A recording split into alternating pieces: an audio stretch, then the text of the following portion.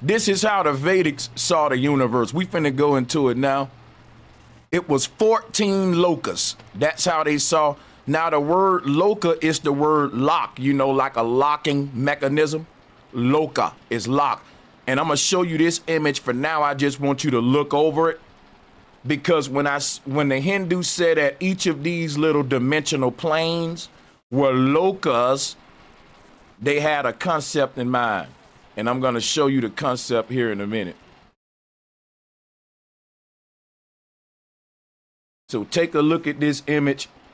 And then now here's the other image that I got for you right now. So let's read over this collage. I'm gonna go ahead and go to the big screen. Let's get into it. Remember, like and share. The Hindus named their netras lokas, meaning to fasten with a lock, to shut or confine with a lock. So on the far right, I got a locking mechanism. And on the far left, I got the Hindu lakas or the Hindu lokas. All right, now let's go ahead and keep this concept in mind, because I watched a version of 60 Minutes the other day, and it was an old version. It ain't too old. It's like it's been out about a year. Let me see if I can find it for you.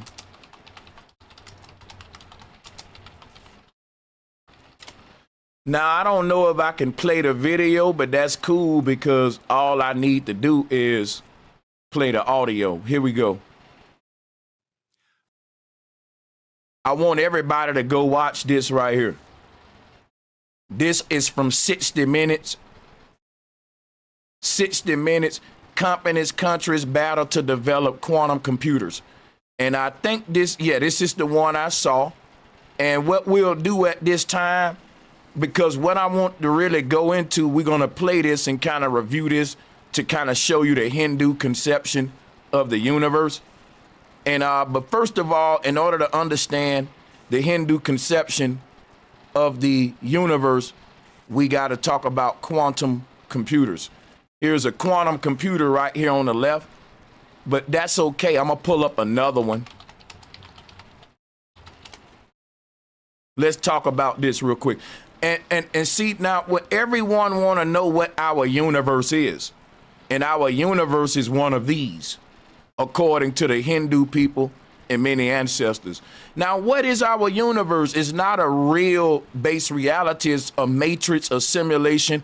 If we all watch the movie The Matrix, Morpheus was telling Neo how he was inside of a computer, basically. And this is the secrets of Hindu cosmology. Nothing to make sense. When we fire up a computer, that is called let there be light. The computer can restart itself sometime. We call it a reset. Every time this computer restarts itself, we say, man, history repeating itself. You see what I'm saying? Now, I'm going to show you around the ancient world that everyone's concept of the universe was a quantum computer. Now, why is there a lot of people that is saying, Sanchez, you telling me we live in a giant computer? Yes, I'm not saying that, but a lot of the ancestors taught us and showed us this. And listen, just because they taught us something don't mean that they're right. What I would say is that me personally, I confide in the ancestors. They tend to be to me, they are the most advanced people that ever walked the earth, but that's just to me. Now, here is the Pharaoh teaching you that he's inside of a quantum computer. But the quantum computer that we live inside of is the Big Bang. Sanchez, now you're reaching. How can a doggone computer be a Big Bang? Take a look at this computer real quick. Take a look at this explosion. The only knowledge that could possibly sustain our simulated experience, meaning that the world around us is a projection of something that's more realer than it. The word simulation comes from the word similar, right? The fake Louis Vuitton is similar to the real one, but yet it's still fake. This world is an illusion, according to the Mayans and many others. This is a fake world, or what they would call a matrix or simulation. Also, when we talk about a Big Bang, Understand that when we talk about the Big Bang, it doesn't separate the idea that we live in a quantum computer, because what they teach you in science is that we live inside of a huge explosion. But don't you find it crazy that the pattern of a Big Bang, the pattern of an explosion, resembles the construct of the thing that we're trying to mimic? In other words, check this out, right?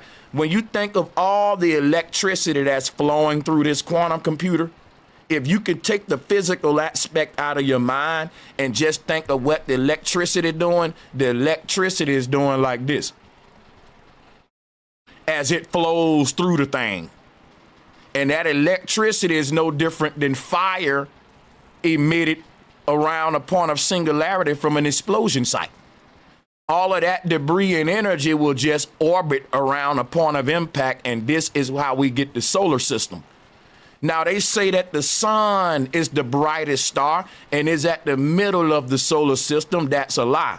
What's at the middle of our Earth is a big mushroom cloud like the one we see here. Let's see if we can pull this thing up on some more of these. See, the sun is not at the middle of our solar system. It's a bright-ass mushroom cloud. We got to keep this Big Bang theme in mind. Our solar system are a bunch of debris rings that are surrounding a point of singularity. And that point of singularity is represented by the tree of life, because just like a tree with apples on it, on the branches, in the middle of our Earth, this explosion is where we get all energy from. All things that power life. Hence, therefore, we say the tree of life. So just like you eat off an apple tree for energy, you eat off a peach tree for energy, everything in the cosmos literally eats from this tree to power itself, including the apple tree and the orange tree that you eat from. You see? So, when they say all of the planets are orbiting the sun, they really mean all of the netted planes are expanding around a point of impact. When we say planet, we are saying a plane enclosed in a net. Each of these little expanses is a dimensional plane. You see, if you look at this image, it'll show you why the Egyptians created the Ankh. You see, now let's pull up the Ankh real quick. Everything was nothing but talking about the Big Bang. Check this out. Energy expanding from a mushroom cloud. Energy expanding from a mushroom cloud. See, the Ankh is a mushroom cloud. And all that light coming from it. It's the energy, the life. The light is the life. See, just like in the middle of this look at the Ankh symbol. You got your circle up here, your little cross part, and then your trunk. So the Hindu was talking about energy expanding. Now, energy organizes itself based on density. The clouds you see at the top are made of the lightest gases, and the clouds you see at the bottom are made of the heaviest gases. Right here, what I'm showing you on the right. And the heaviest things will be at the base, and the lightest things will be around and occupy these upper realms up here. So let's go ahead and get some more of this concept. Here is a quantum computer. The same concept of energy being released in a construct is no different than you firing up your computer and the electricity runs through it, and the computer, the electricity now can simulate an intelligence, which is what your computer is, an artificial intelligence. So when people say, are we in a physical computer? There's no such thing as physicality. Your idea of touching something and feeling it has to change, because what you're interacting with is cymatic frequencies. I'm talking about from the paper in your notebook to the car you drive, to your eyes, to an apple, to a soda can. Everything is a different vibratory pattern held that is disturbing the ether. I went over this previously, and maybe I need to go over it again real quick. And at some point in this stream, I'll do just that, but not before touching this concept of the quantum computer. Let's go back to what the Hindus said the universe is real quick. Here is their conception of it, the lokas. And each of these shelves are separated by a space just like the planes, the shelves of a quantum computer. Something is taking place on each of these levels. This is the original Tower of Babel. When they was talking about building the Tower of Babel, they wasn't talking about building a skyscraper outside. This was the first ancestors building the first quantum computers. Now, this quantum computer is literally what we are calling the central nervous system. And when we talking about the Babel Tower, which is building a tower to the heavens and the clouds, I just want to break some down for you. We talking about the spinal cord and the brain. Listen to me, listen to me. The brain is personified as cloud space storage. You hear me? The brain is cloud space storage. You see how the brain shaped like a cloud? And then the central, the spinal cord is the Babel Tower. So you got this tower that's being built all the way to the cloud, which is the brain. See, when our ancestors were personifying this concept, we started to take this thing too literally. Instead of decipher the symbolism, they was trying to teach this on all levels, even to children.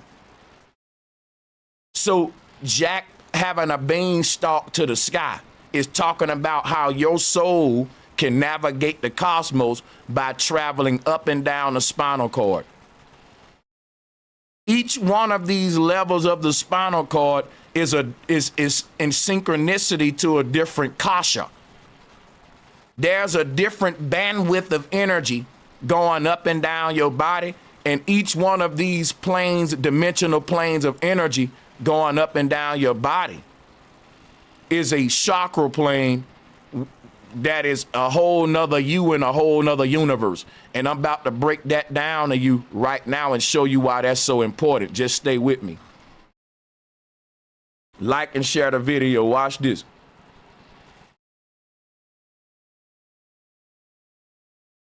Next slide. Oh man, here it is. So check it out. Look on the right of this thing. Check it out, right? Let's break this dude down in this bubble.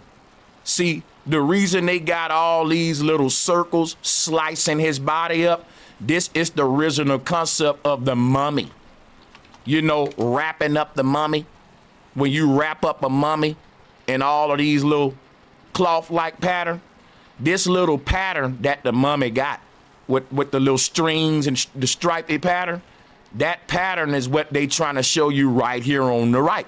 The body is a walking dead man. The body is your soul in the realm of the dead.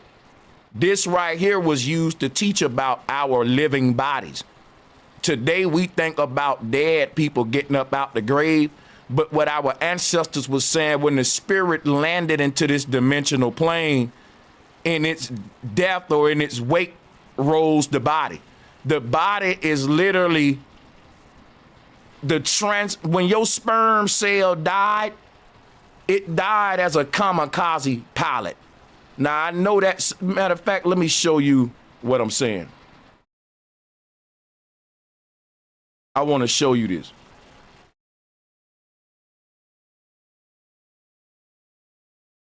So check this out. When the sperm crashed into the egg, right?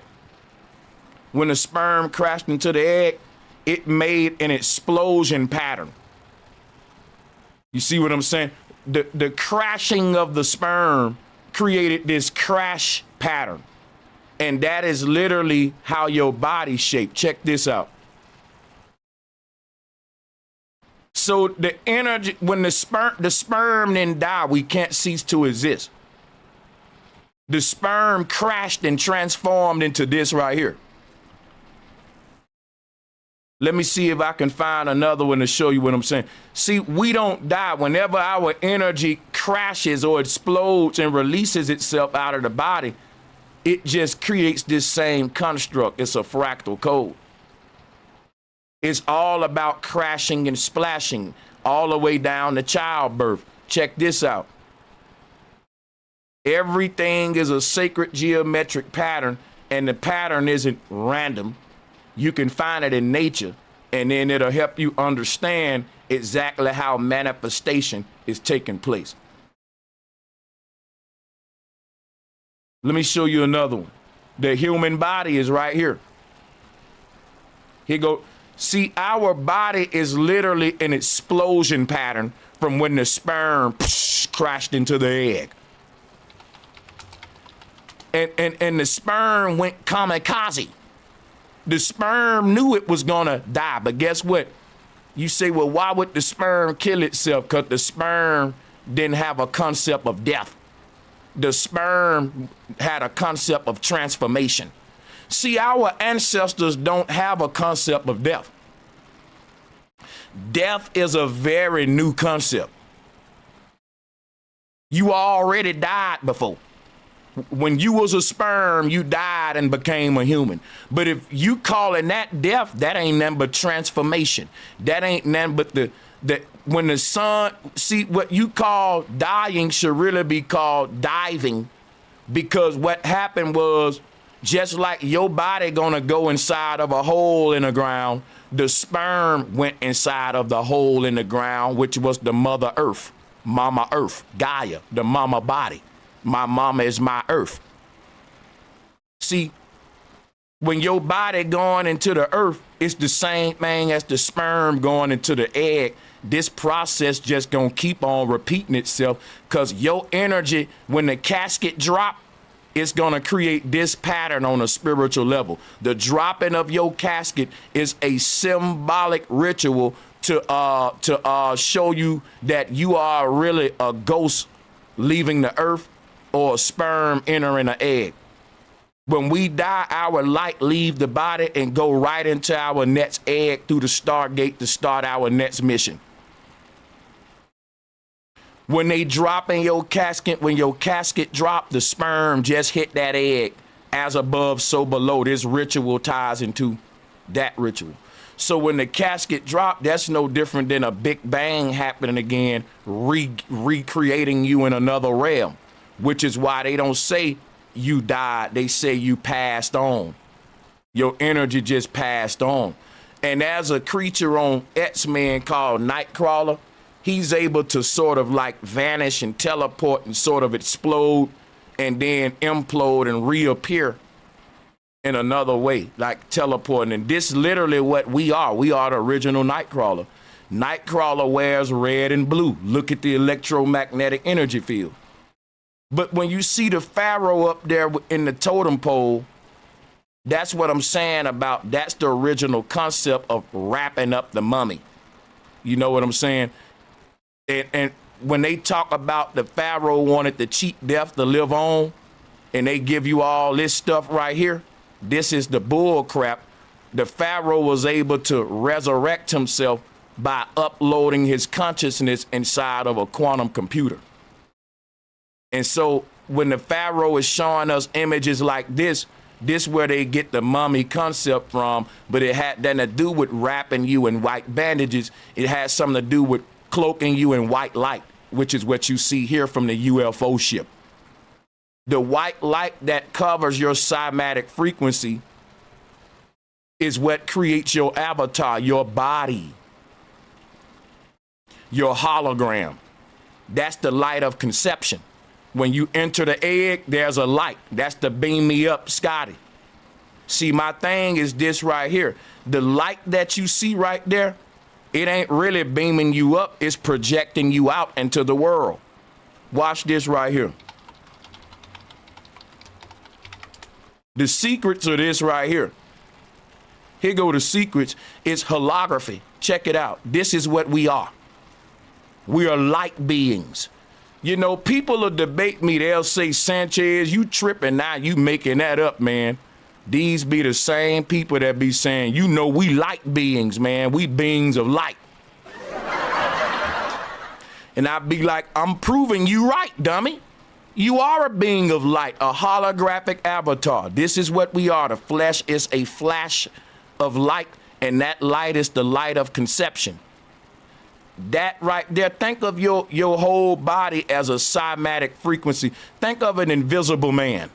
I can't see that invisible man, so I throw a blanket on him so I can see him. And now I can see him and give him dimensions. But without the blanket on him, we can't see him because he just vibration. So this is, you are the vibration that's moving through the water, but you ain't the water. Look at this. You are manifesting just like the sacred geometrical patterns on the surface of this water. This water is what we call the ether.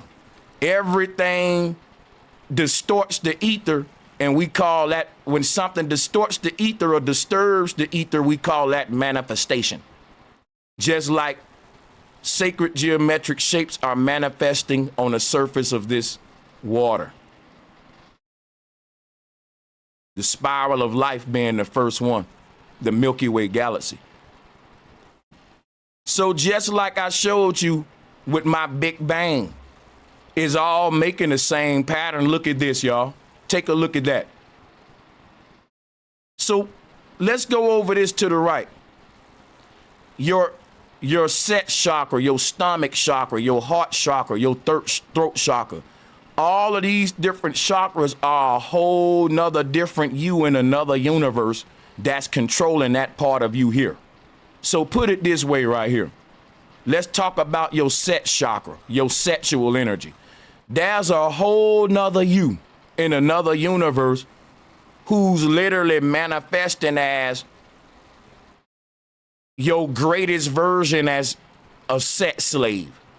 So in this other universe, you manifested as a dude that can't control his penis. You just, all of your actions in this particular universe are dictated by your penis. You thinking with your penis in this universe. In an alternate reality, you exist in another world where you can't stop thinking with your sex organ. And that's why that version of you is stuck there. That version of you in that alternate universe is tethered to this part of you in this universe that you're calling your penis or your vagina. It's literally a whole nother you that is controlling your sex drive here. You getting control over all your chakras is you getting control over your demons, which are your damn mans, your less bright versions. They fell victim to one of these vortex energies. Jupiter, Mars, Venus. These are energies that govern the body. We can't start to inherit the true energy of our soul until we rise above the body's desires, because we are energy in motion in and out of this body. And you are agreeing that your energy needs to come back in a body if you did not purge yourself of all of these desires. We came into this computer to live out our fantasies in the flesh. The religion is teaching you just the opposite. The movie Purge is what the earth is. It's a big purgatory for spirits to purge so that we can rise up. Because in all of us fallen angels, we fail because of density. We fail because we wanted to have sex. We wanted to eat food. We wanted to dance and participate into earthly realm things. And to go to the earthly realm, you got to put weights on, just like if I want to go down into the Marianas Trench. To travel into some places that you want to go, it requires you to transform yourself. Just like if I want to go down into the depths of an ocean, I got to pull on a scuba diving suit. So this was the clothes that we put on when we fell from Eden and we found out we was naked. What we found out was, hey, We are in a higher realm where it don't require us to exist inside of a human body. But there are lower worlds where souls exist inside of bodies, and they can do things down there that we can't do up here the same way without a body. And we wanted to try that out. That's what the serpent on the tree was teaching. The knowledge of God, which is the knowledge of the underworld and the upper realm, because we all are started from the upper realm by default. That's why we're fallen angels. We all fell from on high to begin with. But inside of all of us souls that got separated from the one and became individual gods, right? We now ended up with individual desires and individual wills. And if some of your desires and wills require God to leave heaven because he got to exercise these in the underworld, then this explains exactly what our duty here in purgatory is. So there are some souls that have some very dark things to get out of them. And these souls go to the lowest depths. And these realms down here, it's like chaotic. It's like it's like medieval Europe, people getting stoned and crucified and babies getting eaten. Any kind of worse, scary movie you can think of, that's happening in these lower realms, because this is like a big hospital for tormented souls, because there are a lot of souls that in order for them to activate their higher self, they got to battle their lower demons. So our ancestors created a big ass supercomputer so that we can act out evil, because evil can't be acted out in heaven. It is impossible to do evil in the base reality, because in the base reality, we're stripped of the knowledge of all evil. And when I say we stripping, I'm saying taking off the clothes. See, when a gangster want to do something bad, they wait till nighttime and put all black on. You got to dress for the occasion. When our spirit wanted to partake in the darker knowledge and vices, we had to do it in the flesh, in a body. The bodies are the only ones that can have sex, that can do what we call worldly activities. That is limited to the human. There are some things that your higher version just can't do. There are some things that the devil can do that God can't do. And this was the original concept of God and the devil, the high self and low self. The low self is the version of you that only does evil shit in the lower realms. The high self is the version of you that only do good shit in the higher realms. And the earthly version of you is 50-50. The good and the bad right here in the earth realm. And the earth realm is a big contradiction, because you have souls here purging themselves of their good and bad deeds. You got people in this earth that'll do some good one day but turn around and do something bad the next day. Do that mean they're a hypocrite? Or do we listen to the Bible? They are a sinner, and sinners always make mistakes. You just ask for forgiveness. No. The original ancient concept was that everything you doing, good and bad, it was already written and you was going to do it anyway. It was in you to do it. Every mistake you made and every mistake you didn't make. Every action you're carrying out in this experience is just an action that the soul is purging itself from via the body. So let's say that you had this sexual fantasy with some celebrity and you just wanted to manifest this thing so bad, right? But you know it'll never be a chance in hell that you gonna get that celebrity in the bedroom, right? And you invent this computer and you upload your fucking mind inside of a simulation where you recreated that celebrity and you recreated your bedroom and yourself.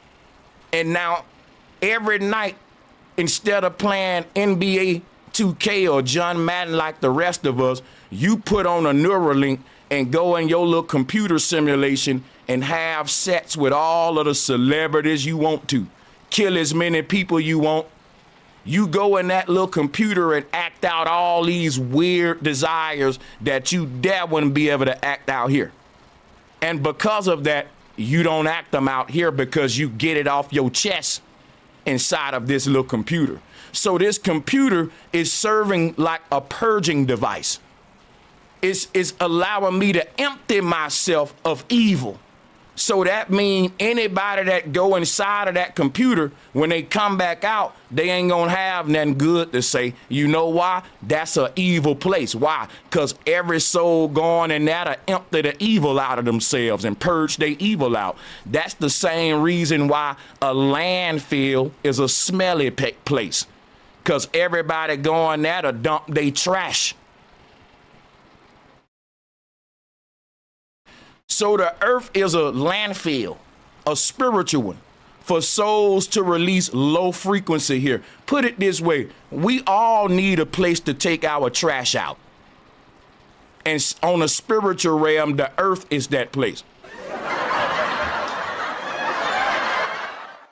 Everybody gotta have a place where we're allowed to release waste.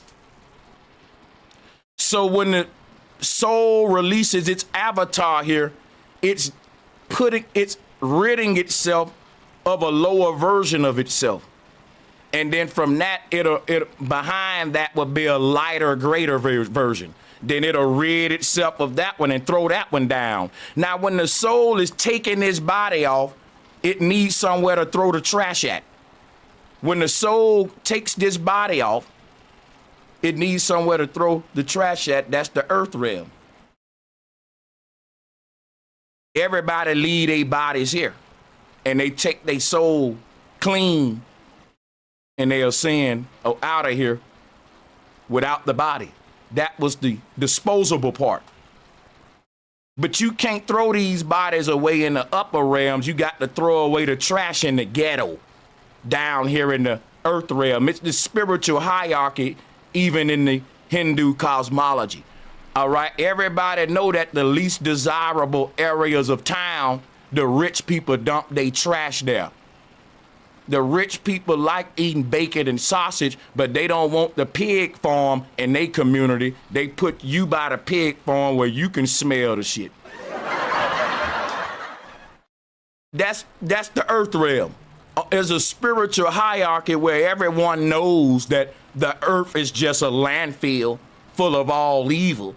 Because even the only thing about this landfill, if you go to any landfill, you will see people picking through the trash because they know it's some shit in this landfill that's valuable. That's just mathematics. People flush their rings. People, it may be an athlete flushed his Super Bowl ring. You may find a rapper chain in the motherfucking garbage. Ain't no telling. If you dig through the garbage, you will, it's like digging for treasure, but it's a filthy job. Now, there are souls that linger around the earth realm like how vultures linger around landfills. Because they picking through the trash. It's something in there of value. And when these souls that are lingering around the earth realm, they're saying, even though the earth is a fucking underworld, a place of filth, there's still some shining souls down there in that garbage that we can pick up out of that landfill. It's still a bro Sanchez down there. It's still some jewels in this landfill, and that's why you're gonna always have some brave people picking through the garbage. And I want to give my heart to them, because it's because of them that I can leave this earth. That they looked at this earth and said, it's still some potential in that place. It's still some jewels under all that warfare, disease, and evil. It's still some bright souls there. And they sticking around for you. This is what my interpretation of the ancestral cosmology. See, I'm giving you scenarios you can paint in your head based upon concepts that was laid down with the cosmology. If you like that, drop a 1. I also ask that everyone hit the like and share button at this time. Now let's talk about this quantum computer and what it's made out of, because it's not physical, it's holographic. And that's what the Hindu about to show us right here in a minute. Let me show you some here. A lot of people get confused. They say, Sanchez, if we live in a big computer, you know, like they thinking that it's physical, because we still got to keep this concept of the Big Bang in mind. Now check this out right here. Here's another interpretation of the Hindu cosmos. But let me show you exactly what this is. This right here is the North Pole. This is the center of magnetism, or the tree of life, that is giving birth to all the dimensional planes. And that looks like this, which is the flat earth cosmology. See that mushroom cloud in the middle? As it expands, it stretches the dimensional planes. You see that? You got all of these dimensional planes circling this tree of life, which is a mushroom cloud. Our universe is an expanding universe, because you see Shu. Let me go to the Egyptian cosmos real quick. You see Shu in the middle, and he's basically stretching Nut out. He's stretching her out, man. She's malleable. She's flexible. She's like pizza dough. Shu in the middle holding up the sky. He ain't just holding it up. He's spinning it around. And when he's spinning it around, nuts start to stretch out and get bigger and bigger, like a mushroom, just like this. See, because Shu is this little mushroom cloud in the middle that's holding it all up. See, if this mushroom cloud collapsed, everything else will collapse in on it. This mushroom cloud is literally what's pushing the debris out, or it can suck it back in, implode. But there is no expanding universe without Shu, is what I'm saying, which is why he's right there in the middle to stretch it out. And as he, you know, and that's what we see here with the Big Bang concept here. Now, how does this relate to light? Because when we dealing with Big Bang, we dealing with light. So check this out, right? Hold on a minute.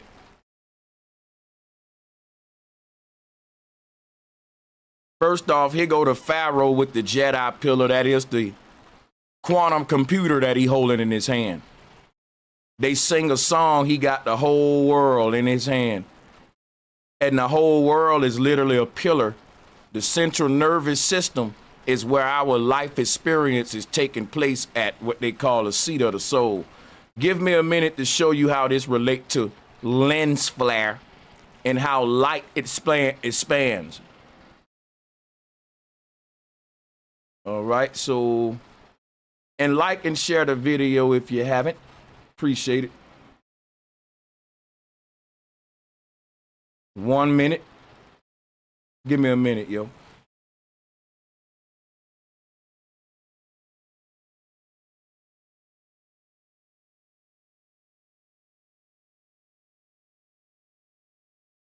Hold up just a minute.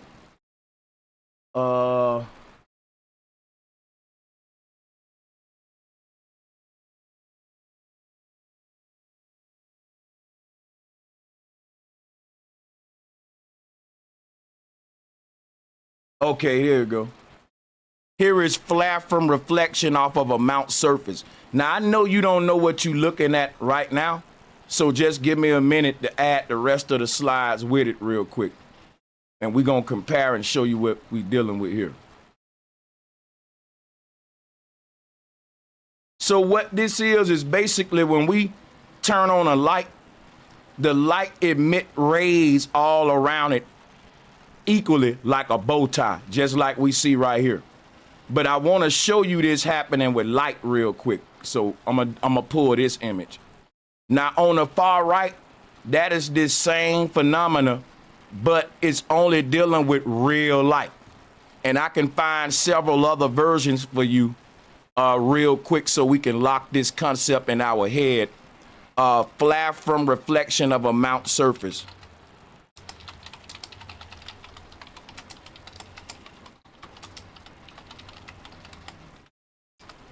Gotcha. Watch this. See if we'll find it here. So here's what the chakras are. They are a refracted and reflected light source that come from a original light source. In other words, the true source of light is this big bright ball. That's called the Most High. And then you got these little refracted, reflected planes below it. Y'all see the dimensional planes below it? Now, none of those are real. They're just holograms. Now, how can I prove that our world is holographic? As above, so below. Watch this. I'm going to show you something. I'm going to show you something real quick. Make sure y'all like and share the video. Because, or you want me to do some mess. You telling me, Sanchez, we don't like when you teach. Do some more messy gossip stuff. Hold up a second.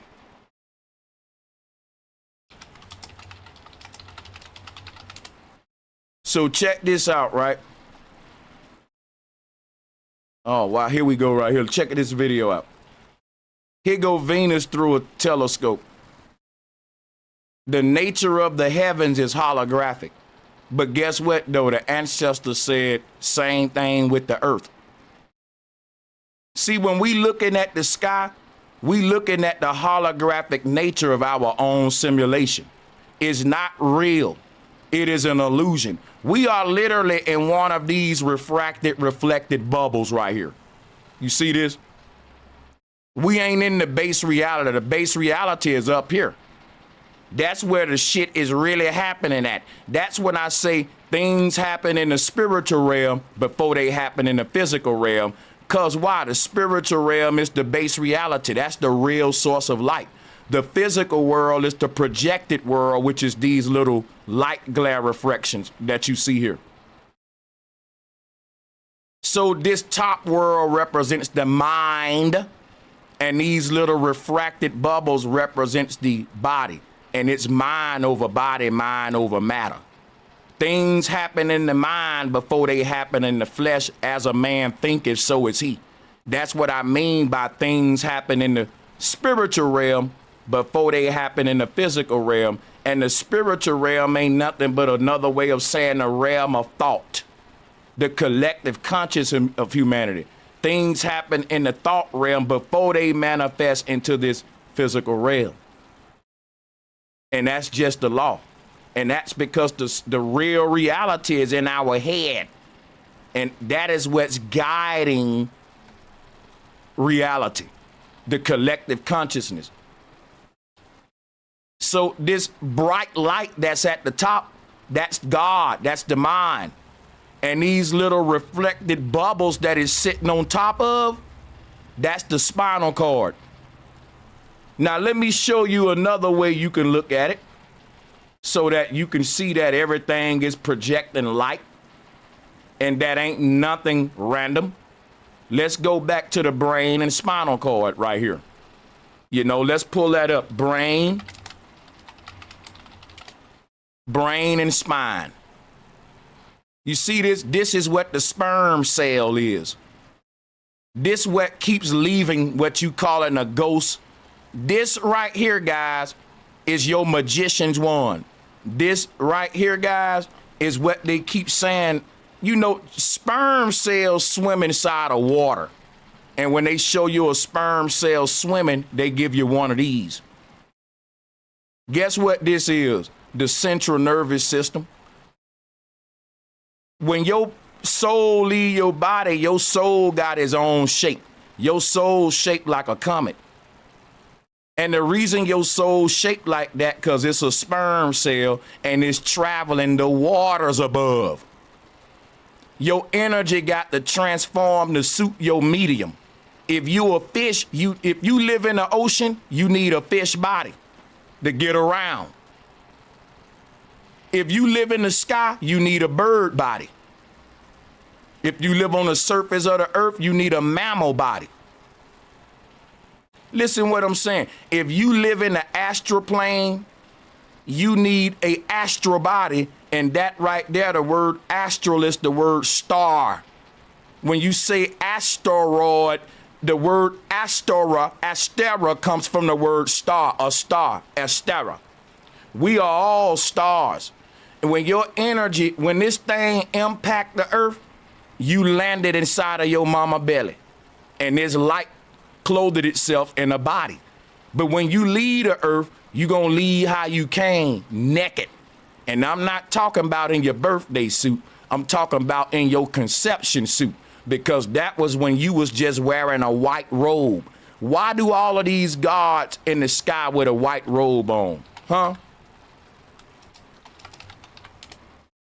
Why all of these gods be up in the sky with a white robe on? Huh? Because they symbolizing the ghost, the Holy Ghost, the holographic energy that leaves the body in the form of a comet or a sperm cell. This is your white robe, your long white robe with the tail on it. This is just like a woman getting married. See, when a woman wear that long white dress, all of us are gonna get married to our higher version. This is the real marriage right here. Every last one of us, when your energy leave your body, it's gonna be dressed like a woman getting married. And it's gonna go down the aisle, which is the North Pole, to meet its new avatar, which is its new body that it's gonna land in. We all are brides. We all got the white dress on, dragging the tail, going down that aisle. That is your energy going through the cosmos, through the North Pole, to be married to his new version, to his new self. So the Hindu, so this is what the asteroid is. It's one of these traveling. This is what the seat of the soul is. This is the magician's scepter and wand. When our energy leaves the body, it's gonna shape just like this part of the body, because this is the part that the soul filled up and occupied. Think about what I'm saying. Why do the sperm shape just like this? Because this right here represents the seat of the soul. It represents the shape of our spiritual bodies. And our spiritual bodies, when our spirit leaves the body, it's gonna continue with that same shape. And this will land inside of another avatar on a higher plane, and you'll do it again. The soul will seat itself in the middle of the body, and it'll look just like this, the brain and the spinal cord. Your brain and your spinal cord is literally the seat of your soul. So when the soul leaves this body, it's going to shape the same way. This part of your body that you call in the brain and spinal cord is a part of your body that was carved out by the soul to sit down and occupy the body from an ethereal dimension. Meaning the brain and spinal cord is the most concentration of plasma, because this is the most neural activity. This is where we thinking at. This is where we're experiencing at. So when all that energy leaves the body, you can look at the light inside of your body as sitting inside of a mole, a cavity. It's filling up the body. But when it fills up your body, it only fills up the brain and spinal cord. The light goes inside of your body and it fills up the brain and spinal cord. And after it fills those up, it starts to fill up the rest of the body with organ, tissue, water, and all that. Because this is thought becoming physical elements. The elements that your soul used to make a body around itself, where did it get it from? The light of conception. These elements don't exist as earth, water, wind, and all that. It exists as light transforming. This is the soul using thought to project itself into a dream. When you create a dream, you don't take wood and water to make trees and lakes. You just take your mind, which is the central nervous system. And when you take that, you just took everything you need to recreate the universe. This the magician's wand. When you go to twirling this around, you literally make the Milky Way galaxy. And depending on how you twirl it, depending on which frequency you dial up, because stirring up the witch pot is what I just showed you. Let's go back to it. It's right here. Look. You can say, okay, I want to go to a different universe. Guess what you do? You reset the vibrate, you quiet yourself, because right now you vibrating, you dialing up a channel called Earth. That's why you're here right now, like a radio station. You dialed up this vibration and it recreated this Earth right here that you see in the pattern on the water surface. You dialed into a channel that everybody else dialed into, like all of us listening to the same radio station in our car. So all that exists is the ether. And we take our magician's wand and stir it up and open up a stargate. Which gate do we open up? That's dictated by how you move your wand on the water. Because depending on how you stir this pot, you'll get a different pattern. And each pattern, right, is its own universe. Each pattern is one of these. It's its own galaxy leading you to that particular station, like different radio stations. And how do we change the station? By stirring up the damn pot a different way. If I say, hey, I want to go to 107.2, guess what I do? I take my little magician's wand and I write 107.2 on the surface of this water. And it's going to make a little pattern on it. And that's going to send me to that universe. And everybody that dialed up that pattern, I'm going to meet them on that station in that particular cymatic in that universe. When I want to leave, I just simply turn the station. I change the station, or what we call crossing over. You cross over to another channel. You see what I'm saying? And that's just when you get there, and when you cross over to another channel, that's you taking your magician's wand and doing something different with it, on a different pattern now on the surface of the water. And every spirit that did the pattern you just did, you're going to meet them on that station when you get inside of this Stargate. This is the stirring up the brew pot. This is real secrets of witches stirring up brew pots, is what the soul did to make it into this world. So what does the soul use to stir up this ether with? The mind. And that's the same thing it uses to stir it up regardless. Because right now, Flat Earth got the world going crazy by using our mind. Yeah, man, if you want to stir things up in a world where people are taught not to think, start using your magician's wand. You'll start fucking with the cymatic frequency of the Earth, y'all. When enough of us started channeling our thoughts to a higher science and a higher level of understanding, like what I'm trying to give you, we will literally dial up a new frequency and recreate the Earth from the inside out, just like we see here with this experiment. Because we are controlling the waters and what patterns show up on the surface by our thoughts on the inside. So if the world around us is full of strip clubs, gang violence, football stadiums, harmful plants, it's because the world inside of us is full of that stuff. We ain't doing that but vibrating the waters, making an outside environment based on the inside environment. They said we're a product of our environment. Our environment is really a product of us too. This is vice versa. So my thing is, we can't change the outside environment till we change the inside environment. Because if enough men say, think about it, if the majority of the men on the earth say, fuck that, nigga, we like strip clubs. We like to go look at little bitty girls that just got out of high school show us their titties. If enough men in the world is operating on that low frequency, strip clubs gonna exist, man. You can't say get rid of all the strip clubs. You gotta say get rid of the men that want to see this. Because the building ain't making strippers. The desire of a man to see a naked woman is creating this industry. And until we stop this desire, which is an illness of men want to see young girls nude, which I'm ill too, nigga. I ain't gonna lie, I'm ill with it too. I shouldn't use young girls though, women. But I'm just saying though, it is an illness, man. In an advanced society, it'll be more temples than strip clubs.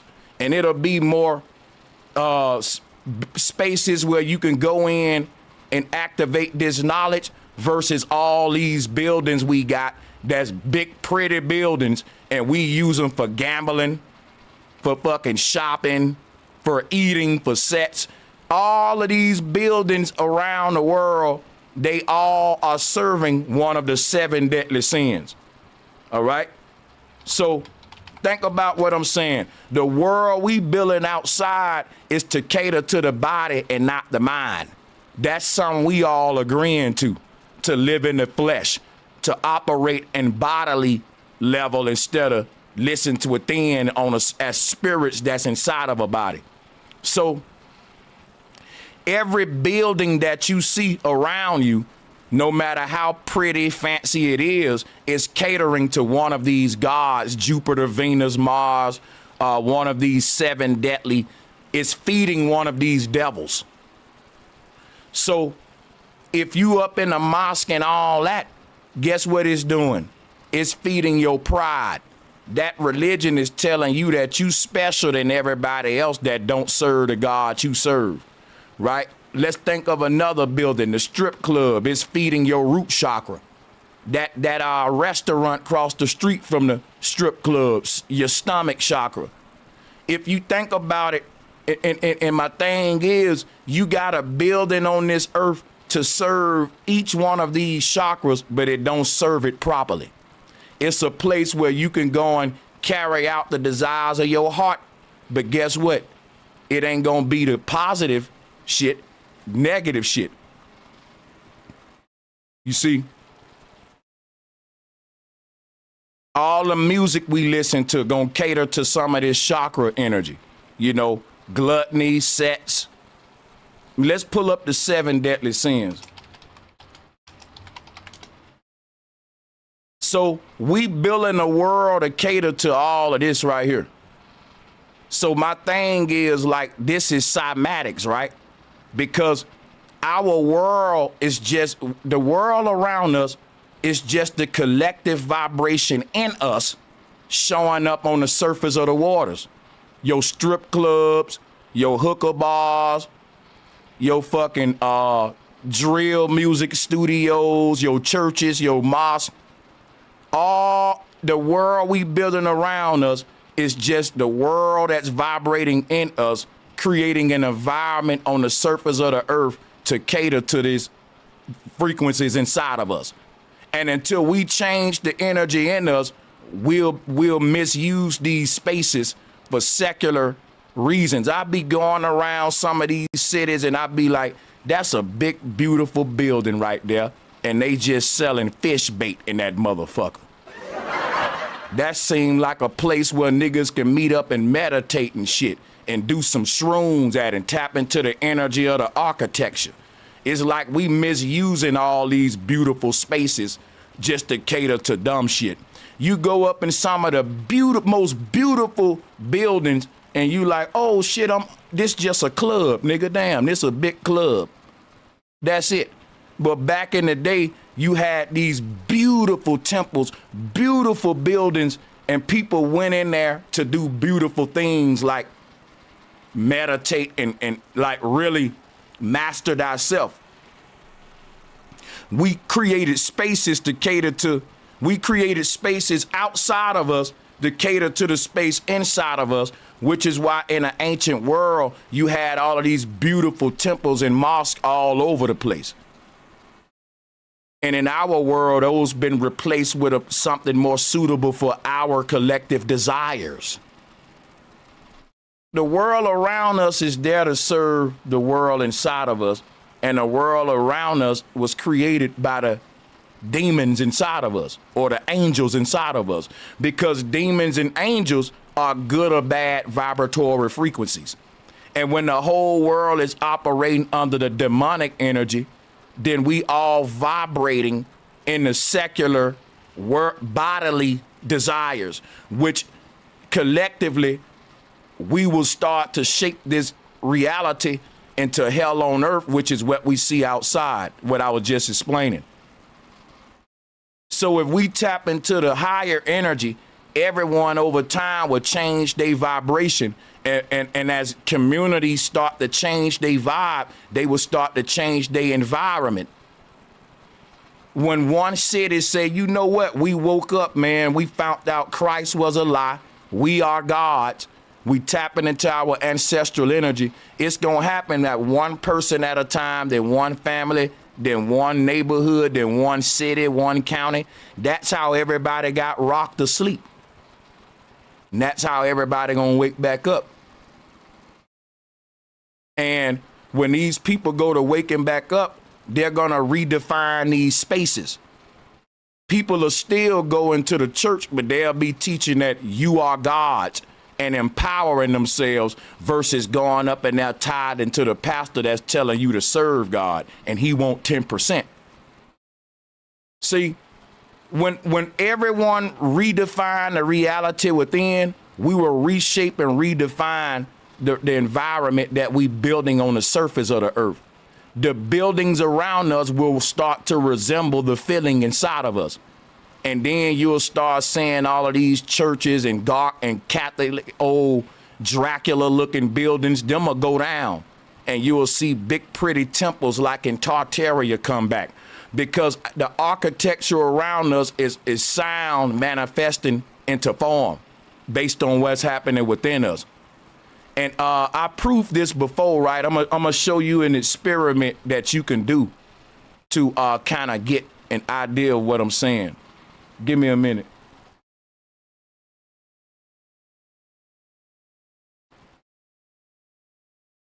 Give me a minute and I'll show you.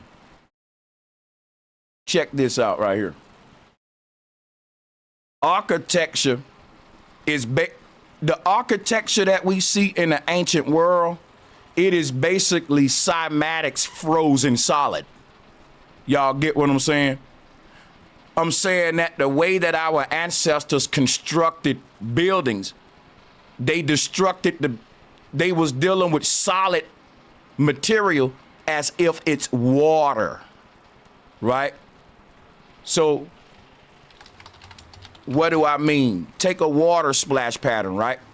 Here go water right here. What if I told you there are some people out there that can cut stone so good they cut it like it's water?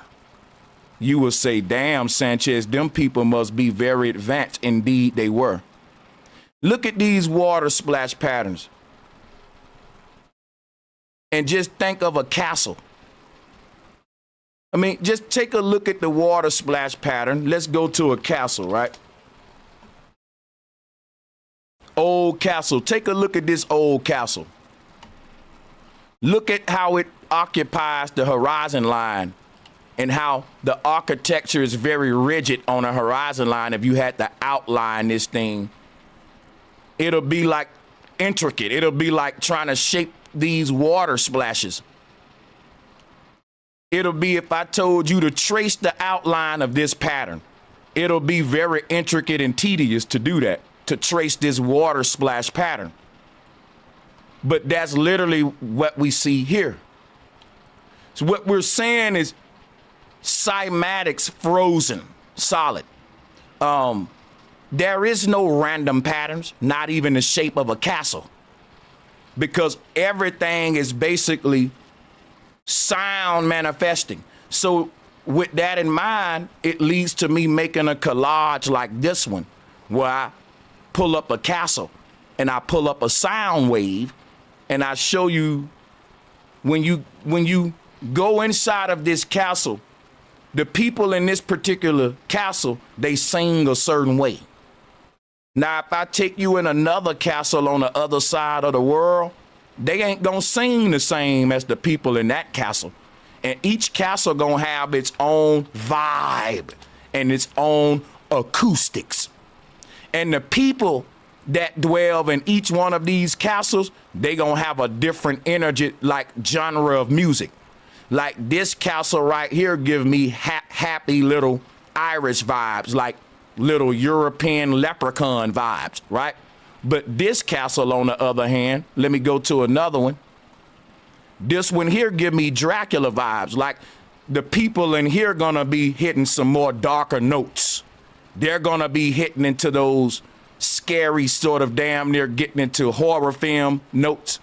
Whereas if you go in this particular castle, you probably gonna have a more corporate vibe, you gotta think of the sound like how the building shape. Because when you go in one of these buildings, every building will have its unique acoustics and its own choir that sings its own vibratory music in this particular area. And I'm telling you that the people did not create these genres of music. These people are siphoning the cymatic frequencies of the space. That's what I'm telling you. A lot of the sheet music and genres of music and different ways we compile notes and organize music were ancient techniques we inherited. And we inherited them by reading the sheet music in cathedrals and temples and recreating that music in our time with modern choirs and all that in the same spaces. And if you don't do it in the same space, the space is important, because when you're singing the song inside of this particular temple, the temple is acting like a reverb machine. It's shaping your sound. Like, it's different if I sing a song in my car or in my shower, or if I sing it in a big old dome or a castle. It's gonna dictate how the song sound. It can be the same song that I was singing in the shower, but when I sing it, and if you sing Beethoven in the shower, your family gonna be like, will you shut up?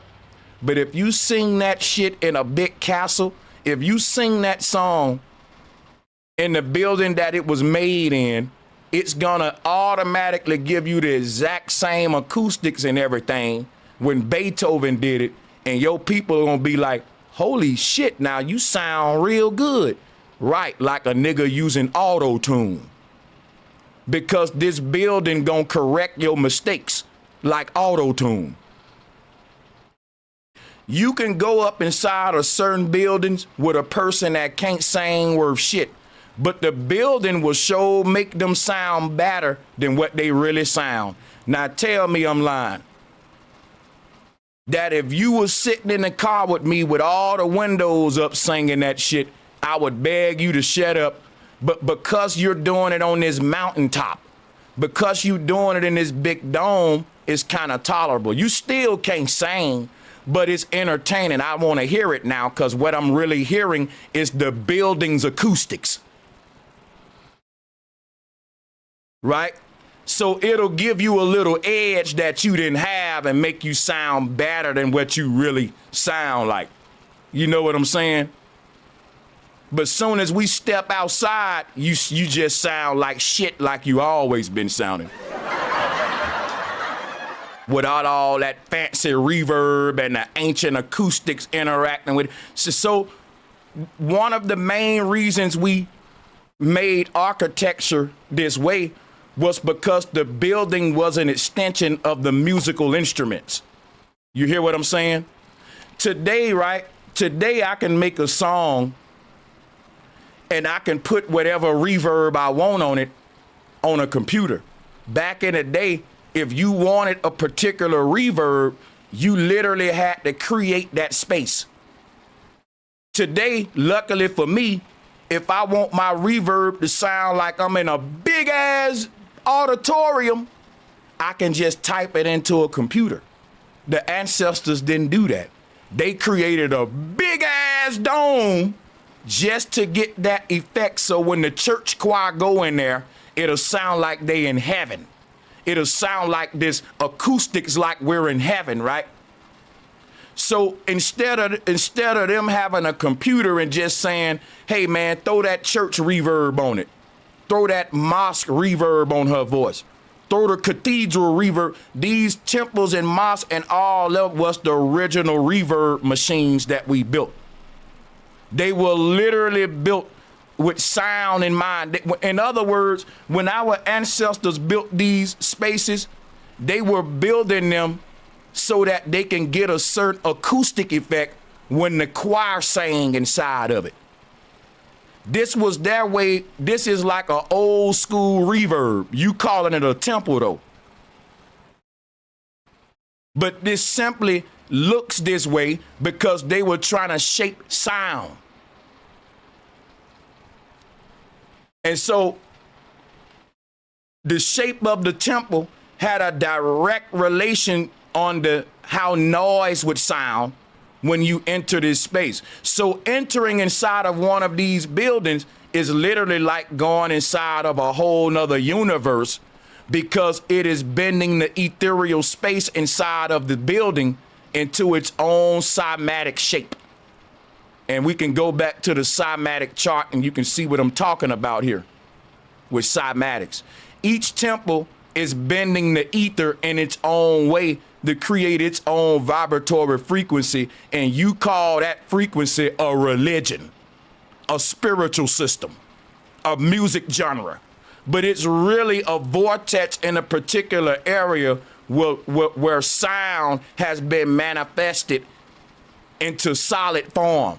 And that's why a person's spiritual system is all surrounded by one of these structures. It's almost like we are pulling our spiritual systems from these old structures, these old pyramids and temples and stuff.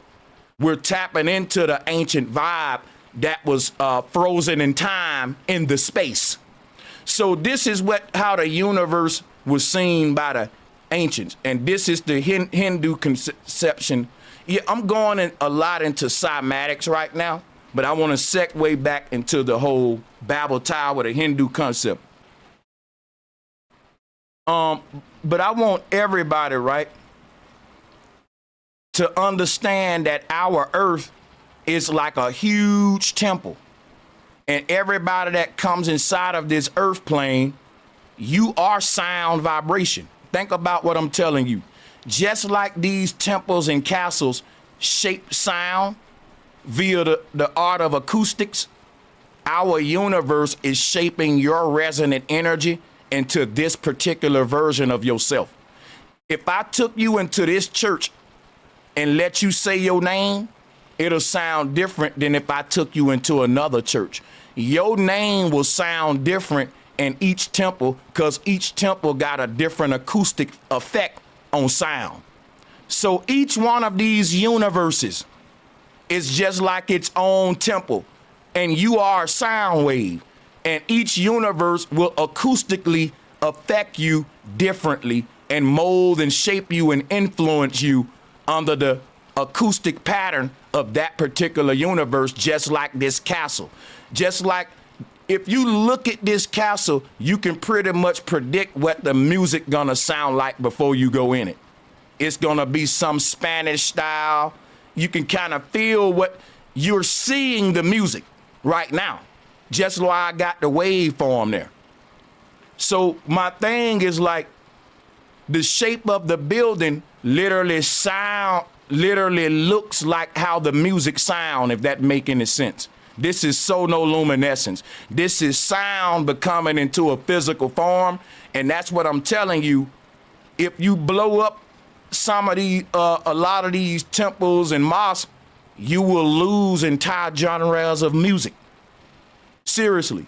If you blow up every Roman, and I can't talk like this, this is just a weird theory I'm giving. Don't do this, y'all. This is not a terrorist channel. I'm saying it is my theory that if we get rid of certain temples and mosques, certain music genres will fade away off the earth with them.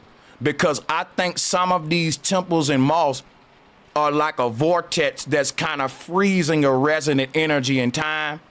And so when we go to these temples and mosques, we tap into the sound frequency of the structure and we start singing ancient ways. For example, right, hip hop is very big in the Middle East, but you will never hear them doing hip hop around them pyramids. You hear what I'm saying? Middle Easterners listen to hip hop. I remember when In the Club by 50 Cent was #1 in Baghdad for a couple of months. I can't even make this up. It was in the military newspapers. Listen what I'm telling you. Everybody like hip hop. Don't get it twisted.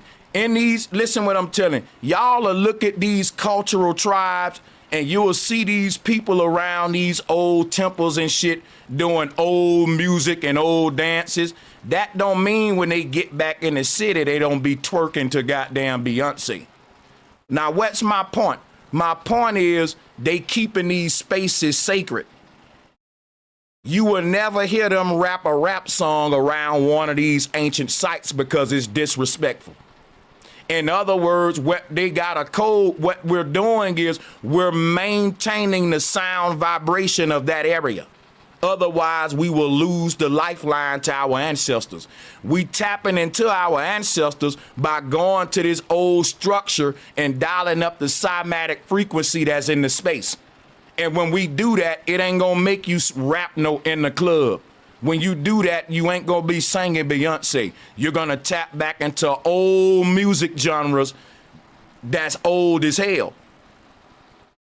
That when you go around some of these structures, it don't give you hip hop vibes. It don't give you drill music vibe. It give you some ancient ass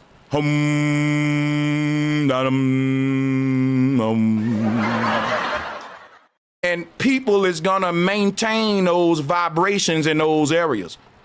If you try to go to one of these ancient sites and turn your radio up with some hip hop, you probably get fined a lot of money. Cause guess what? It ain't just about throwing trash on the ground. It's about noise pollution too. Which is why you don't see people pulling up at the pyramid with their music bumping and bitches twerking on the hood. That will desecrate the area. If you do too much of that in that area, then the vibration of what was there we will bury it over our modern ignorance. So they preserve these spaces like wildlife preserves to keep this vortex portal open to the antiquity of the space, and it gives us a lifeline to a point in the past, and we can tap into it with music and dance just like the tribes do in the jungle. They do their ancestral dances and stuff to open. This is cymatics.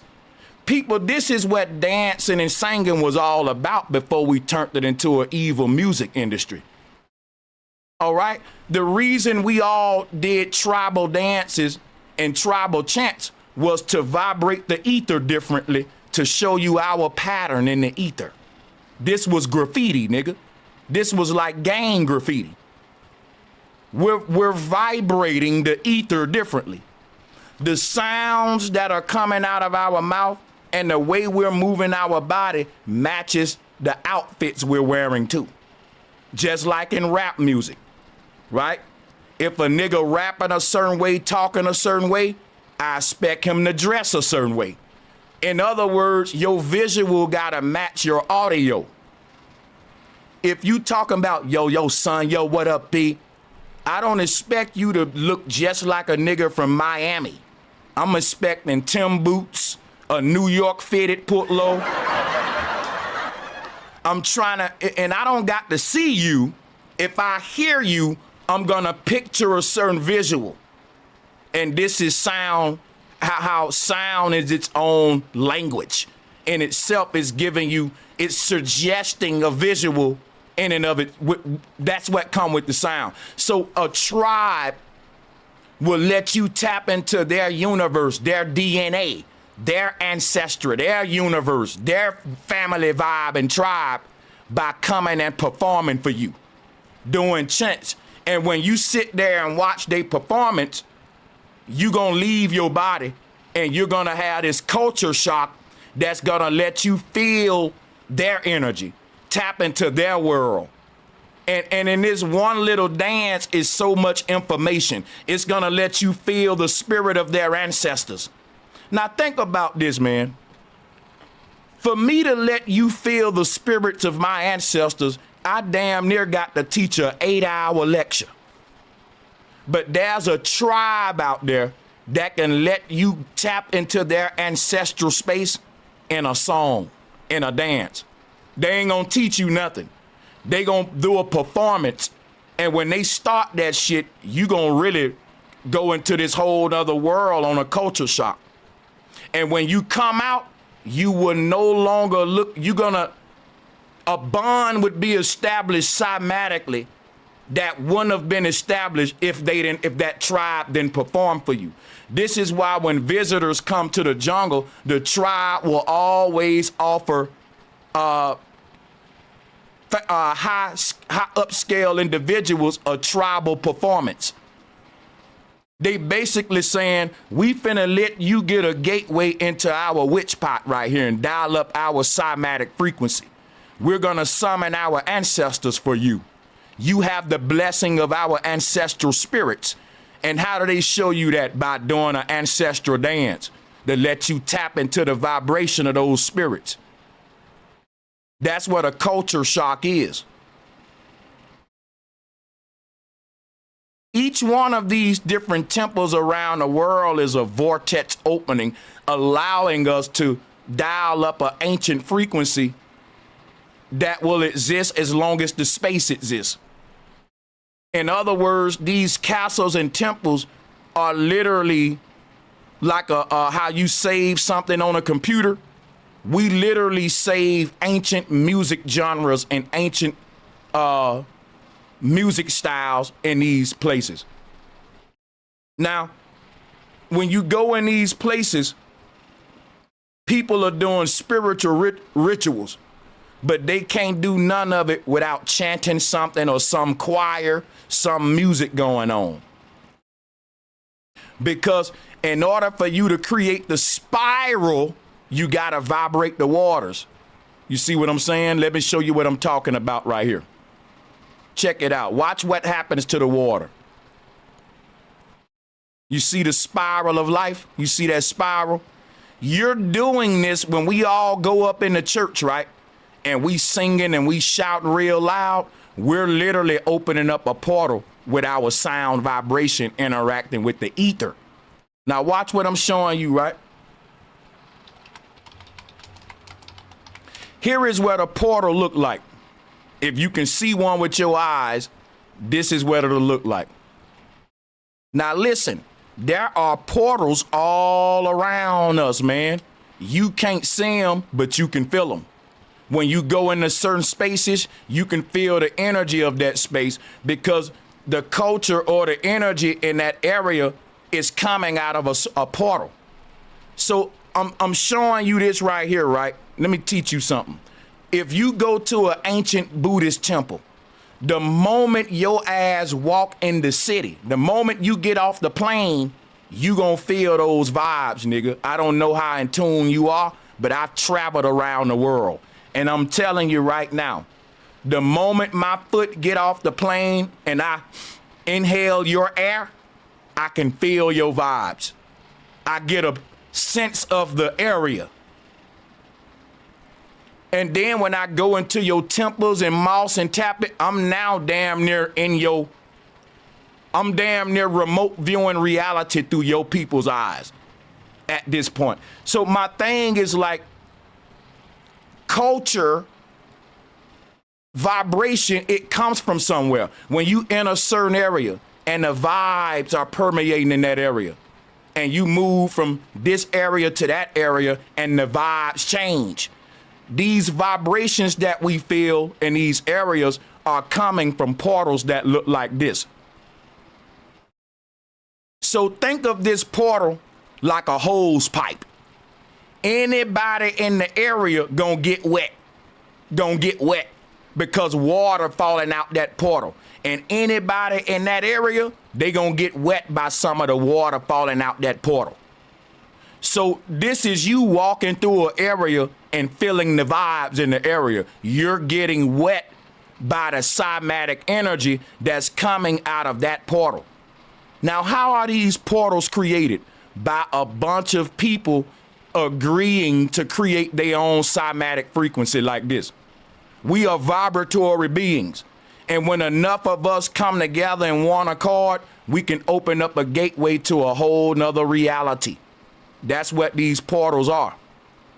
So whatever comes out of that portal, it can be drill music, R&B music, rock and roll music. This is where these cymatic genres of music come from. Everything come from somewhere.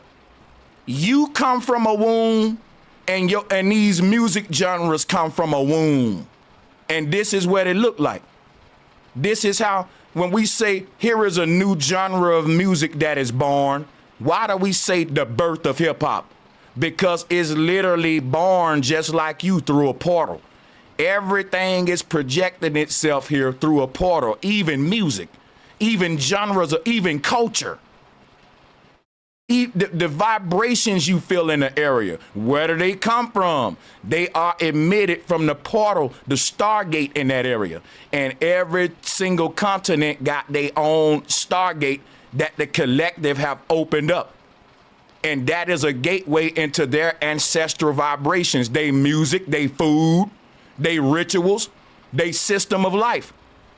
And in order for us to change that system, we must close the portal that is coming from. You got to close that portal, and then you'll open a new one that'll now program you with a new mode of behavior. And being programmed with behavior norms, or what we call the creation of culture, is simply a vibratory concept that I'm trying to show you now. Your vibe attract your tribe. And your tribe are all of the collective minds that agreed to create your vibe. Because it ain't just your vibe, it's y'all vibe. Remember, your tribe, right? It's a bunch of people. So that's what I'm telling y'all what a city is. When a person say, man, I went to New York and I felt the vibes, right? Because I did. My first trip to New York, I went to Bed-Stuy, Brooklyn. And just driving across the Brooklyn Bridge and looking at all the buildings, I felt like I was a New York nigga. I wanted to buy me some Timberlands and be like, what up, yo? What up, yo? Nigga, I'm so potent and in tune with vibes that I will move to your city, and if I stay too long, I might pick up some of your shit. I'm just saying. It ain't that I'm copying off you. I'm so fucking open to vibrations. My thing is this right here, right? My thing is, you can feel the vibes of every city. Memphis don't feel like Chicago. Chicago don't feel like Miami. Miami don't feel like Buffalo. Put me in a city, and I'm telling you, the moment my feet hit the ground and I inhale the air, I'm gonna dial up your cymatic frequency that y'all on, that's in your city. And I can see why y'all talk like that, why he said her versus der. I know why you bend your lips that way, because everything is being shaped by a frequency, even your tongue, and it's creating a new dialect, which is why when we go to New York, they don't talk like niggas in Cali. And niggas in Cali don't talk like niggas from the South, shawty. Because everybody is in tune with the dialect of the land. They're dialing up a frequency, which is what dialect is. These are the vibes of the land. And we're a product of our environment. So everyone's land got their own Stargate open to that land. Everyone's land got one of these frequencies opened up, and it's influencing that area. And New York's don't look like Buffalo's. Alabama's little wheel don't look like LA's. LA's don't look like London's little Stargate. And that's why everyone is acting different under the influence of their own portal in their land. And if you are outsider coming into that space, you know that you just entered different. You can feel it. That, hey, this don't feel like my city. Because you under a different cymatic frequency. Each city is its own cymatic frequency. So this is how we made tribes at first. We separated people by their vibration. That's why we say your vibe attract your tribe. We don't do that today. In the old world, you didn't have a bunch of cities and states like that. You had a bunch of tribes that was people that was together because they was compatible. They was all on one accord. Not because, hey man, this is the way Brooklyn niggas act. So I'ma act like that because I live in Brooklyn. That's all a damn act right there. That's acting. Hey man, this how West Coast niggas act. That's you acting, but you ain't tapping into no vibrations. Because what you doing is letting the vibrations tap into you. That's why you act like every nigga from your city. Now, if you had this knowledge, you'll know how to tune out the influence above your city and tap into your own personal cymatic energy. You can't hear the voice within because guess what? You're under the spell of a big ass frequency above your area. That's making everybody in your area do the same shit. Niggas doing the same crash out, killing each other, going to jail. They just doing it under a different dialect. But it's still gangbanging and killing and all that shit. It's just what style are you doing it in? As a South nigga with gold teeth, or are you doing it? You see what I'm saying? It's like everybody eat, everybody have sex. We all do it differently based upon our culture and our environment. We dance differently too. And we even kill differently. The thing is this right here, though. Everything we do is based upon sound frequencies, even your thought patterns and your dress code. And I'm showing you how now. Because the moment the people, the social engineers in your city start to tweak the frequency, guess what we're going to see? A new trend show up in your area. We're responding to sound vibration, family. A social engineer is a person that's literally doing what Tesla said, think in terms of frequency of vibration. And they can create trends by influencing behavior with sound waves. That's just how everybody, you know, is controlled with music and cloud and all that. So my thing is, in the ancient world, you said, hey man, I want to move out of my city and spread my wings. Everybody say that when you grow up, get big, move out the place where you grew up at, because it's a big world out there, and there's a place out there where you're able to meet the right people to do something for yourself. And a lot of us know it ain't gonna be in the neighborhood you grew up in, because everybody got a crab in a bucket mentality. And if the people treat strangers better than the people they grew up with, which is why when I moved out of Bama, I started taking off. Niggas is gonna hate you in the ground in your hometown. I don't know why it's like that, but I think it's always been like that. That's why a person said, I'm gonna leave my tribe. Because think about it. You grew up in a family tribe. But guess what I think? Instead of us entering the workforce and go joining a corporation, I think we all left our family tribe and we went and joined a tribe that's based on what we wanted to be in the world. That was our vibration. Let's say a person said, I'm gonna be a hunter. They left their family tribe and they went with the hunters, like a person joining the military. Or a person saying, I gotta go work for fucking Universal Records. Your family don't own you no more. Your corporation do. And that's what I'm saying. Entering the workforce was different. Your new tribe, you born in a family tribe. But when you find yourself and know what you want to be, that's when you get turned over into the workforce, or you find your vibratory tribe. Whether you're an artist or singer. And these were the first, unions that were made for particular industries, whether it be painting, singing, right? You had all of the people associated with said industry form a union. Why? Because your vibe is your tribe. Can't nothing but good things come out of that. Just like when a bunch of rappers collab, we all help each other. Different producers share tips and advice and make a producer community, which is to say my vibe attract my tribe. Just like comedians got their own communities. And in these communities, they share tips, they share rules, things that you shouldn't do on stage, things you should do on stage. You can benefit by joining these communities of group of people that's doing what you doing, because some of them already made the mistakes you're gonna make. So this was the concept of tribal, having tribes. It was basically a ancient form of the workforce. A tribe wasn't just your family, it was your skill and occupation too.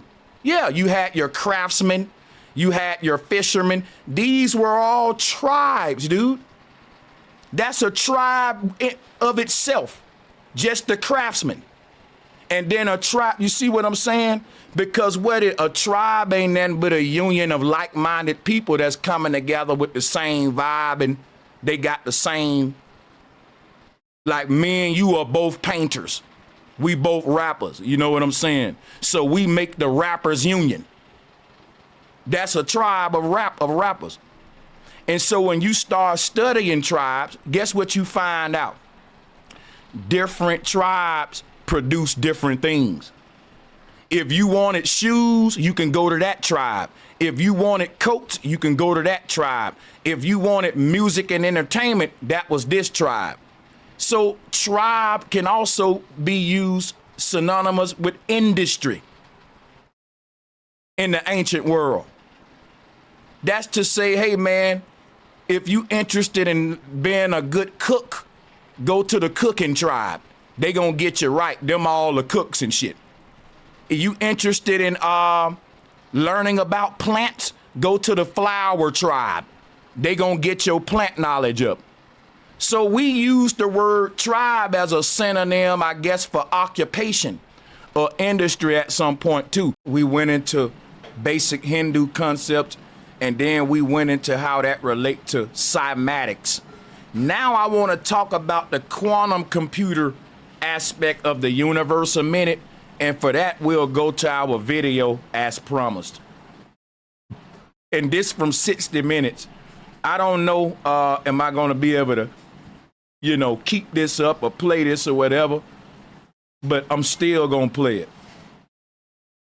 I just edit it after the fact if they say something, but I got to play this though. It's just too much stuff that I gotta point out. And make sure that you guys hit the like and share button. And also, if you want to support the show, I'm gonna drop my Cash App. And I see that people saying they loving this stream. Beautiful work. This is so dope. This is the best vibe. Hey, yo, I appreciate these words, yo. I'm gonna keep this energy. I appreciate that. Hey, Dennis Alston, I ain't gonna even lie, brother. I was in my feelings the other day on Sit Down with Sanchez, so I had took your wrench. I ain't gonna lie, bro. And they, because you was it was a lot of chaos on the stream, and you was rooting for the ops, and it got in the crossfire of my rage toward the trolls. But Dennis is all love. And guess what we finna do, man? We going to move forward with this bill and go into the whole quantum computer aspect of the universe. Because remember, let's just recap for just a real minute. Let's recap. Let's recap right quick. Here is the Hindu conception of our universe. Here is what the Pharaoh is holding. The Pharaoh is holding a quantum computer. Here is flare from reflection of a Mount surface. Why am I bringing all these up? This right here is what flare reflection is. That's what we're calling the Big Bang Theory. Why am I bringing that up, right? Because check this out. This right here is the quantum computer. This shows you how light projected when the universe was created. Light projected in the form of a quantum computer, which is why I was telling you it's holographic. We're in a holographic quantum computer. And inside of this quantum computer, we are building our own quantum computers. This image right here is showing you the quantum computer that we're inside of. This top light, that represent the building at the top where all of the energy and power coming from, guys. Look at it. This computer is plugged into the ceiling, not the floor. You see it? God, or the power source, is the crown chakra, the brightest light right here at the top. You see that? They literally constructed this quantum computer just like the Big Bang Theory, which is why when you look at an explosion, you're looking at a quantum computer. Now, you really got to do intricate research to tap into what I'm tapping into. You really got to know what you're looking for. And I just want to give all the credit to the ancestors right here, those being the Hindu ancestors, for showing me this revelation. This quantum computer, this is the central nervous system, which is the tree of life, and what the universe is. Now, let me break that down even more, right? Check this image out. You see the bright light at the top? That is the mind, which is inside of the brain. And you see these little bubbles down here below it? That's the spinal cord. The spinal cord. So in other words, let me show you something. This right here, my friend, the brain and the spinal cord is this right here. Is this right here. This right here. This. Now remember, what's inside of the brain? A bright white light called the mind.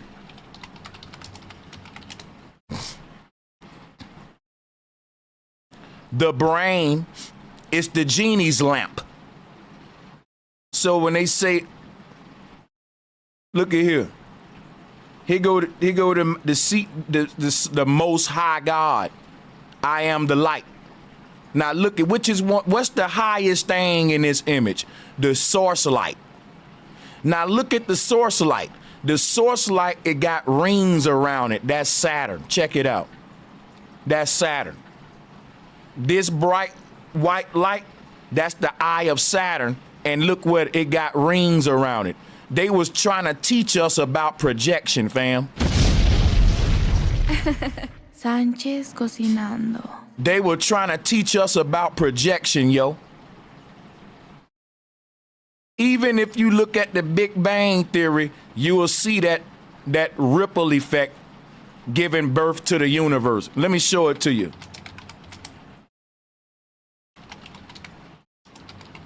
Watch this. Look at this little ripple effect that's giving birth to the universe. And this middle circle in the middle of the ripple effect is literally projecting the entire universe out in the form of a hologram.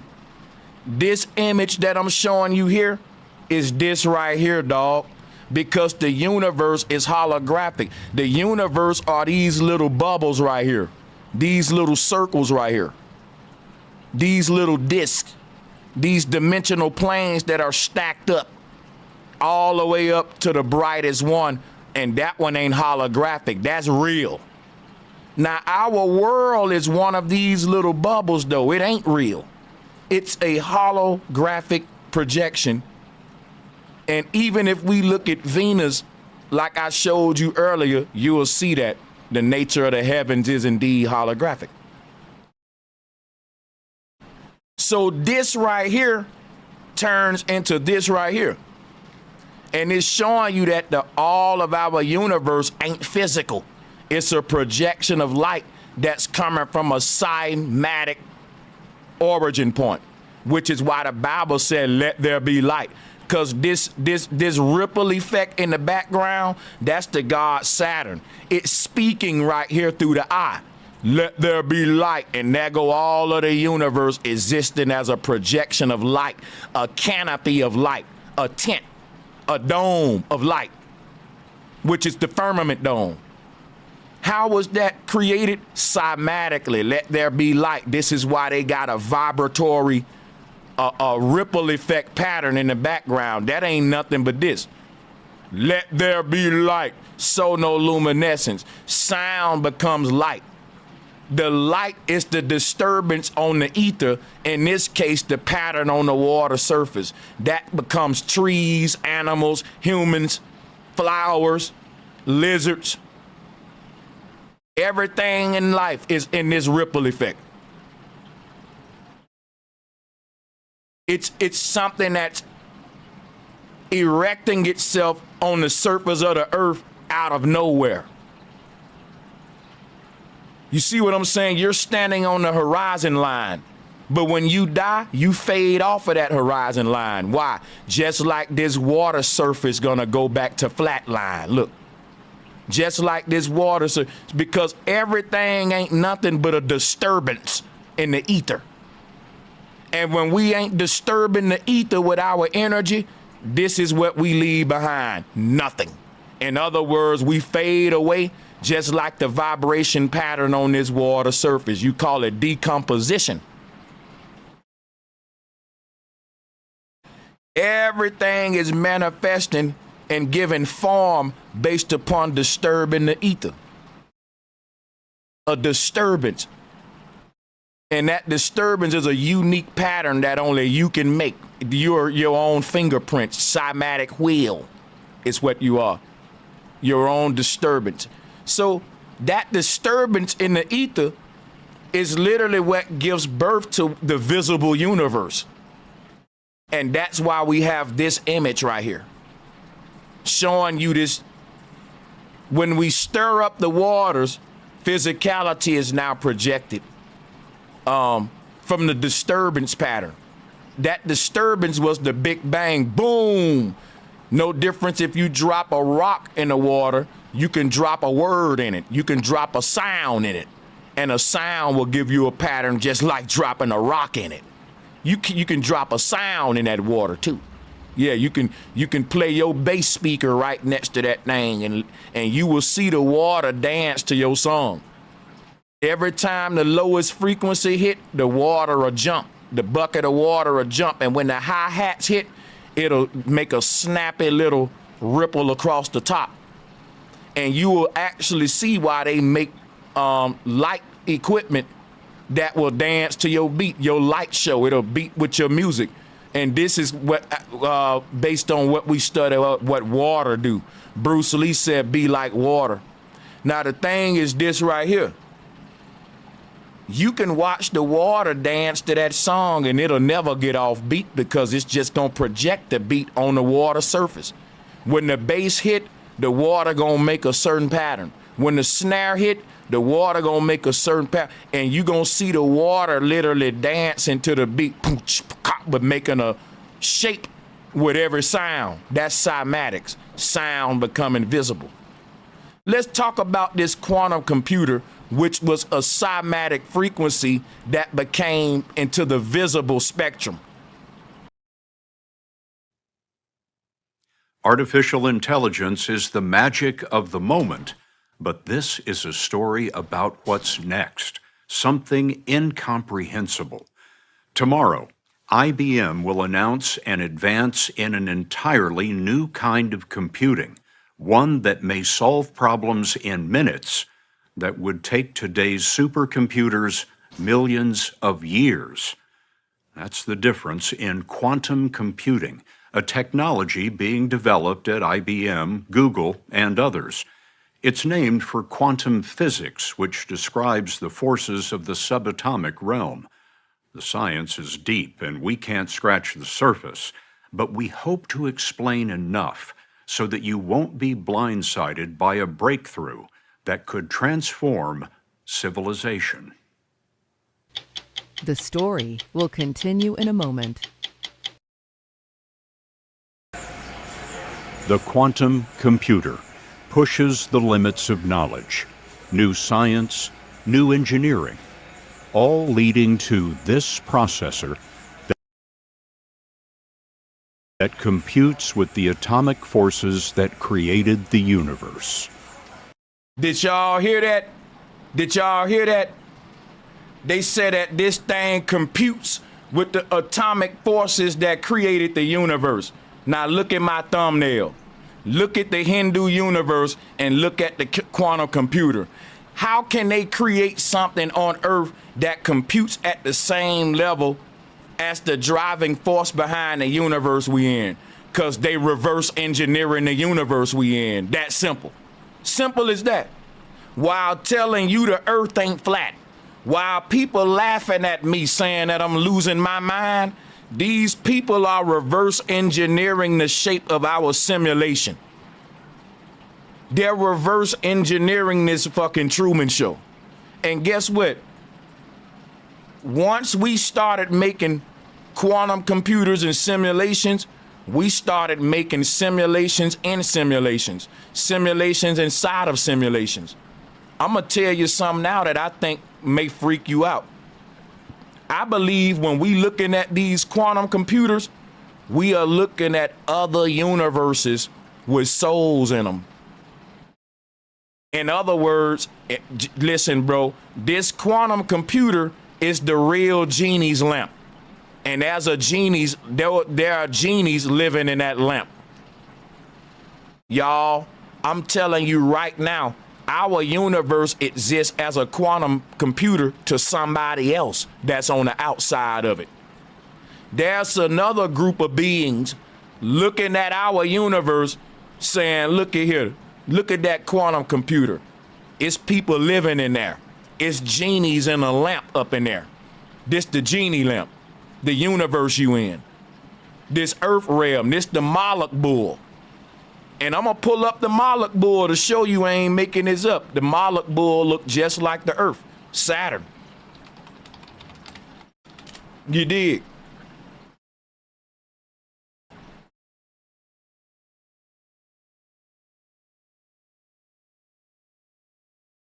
See those rings? That's what I'm telling you, man. Listen. I believe just like we be looking at quantum computers, I believe there's an advanced society that's looking at our universe just like us looking at the metaverse of a simulation we created. So just like we're gonna be having souls living in, they say in the near future, humans will be living out their lives inside of quantum computers. And it'll be more humans living in computers than in real life. Because they said humans will be able to live out whatever life they want to live while also living in a regular life. And they said it may lead to people spending more time in the computer than in real life. Look, people spend more time on the internet than in real life. So we already know that it's true. That's going to happen. So check this out, right? Everything ain't nothing new under the sun, and we already created computers and simulations and avatars and metaverses and went in them, dog. And we was doing it for billions of years. You probably in universe 1 of 1 trillion round this motherfucker. Just like we're creating quantum, in the future, we're gonna be walking past quantum computers like, look at all, we're gonna be looking at these quantum computers like it's people inside of there living out their lives, Neo. If what they say is true by the near future, you will look at a quantum computer as a universe. And they already told you what kind of universe it is. A quantum universe. A quantum universe. Now the word quantum come from the word quantity. It come from the word quantize. When you quantize music, you snap it to a grid. Now check this out, right? Your soul is music. Your soul is a vibratory frequency that has been quantized or snapped to a grid. Let me show you what it looked like.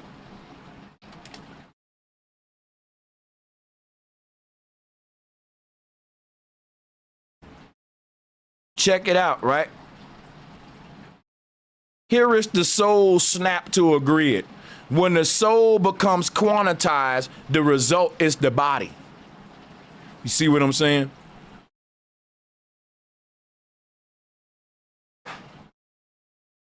A quantized song is on beat and it's more computerized and on beat, whereas human music is off beat, it got more flaws in it. Now check it out.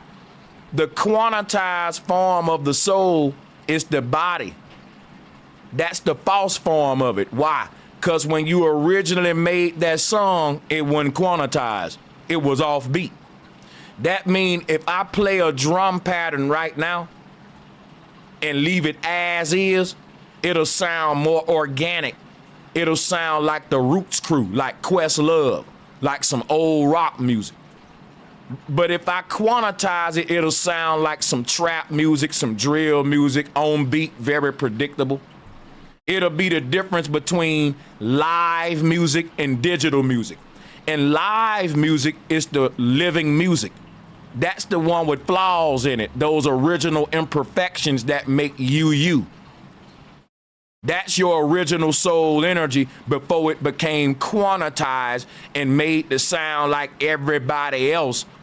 Just like all these songs sound the same, because they all snap to the grid. If you play every last one of these drill beats without quantization, each one will have their own unique bounce.